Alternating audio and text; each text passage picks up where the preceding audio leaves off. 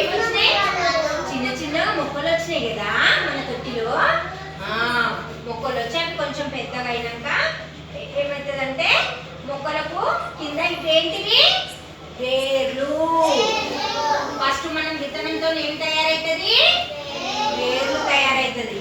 వేర్లు తయారయ్యి చిన్న చిన్నగా కాండం వస్తుంది. ఏంటిది?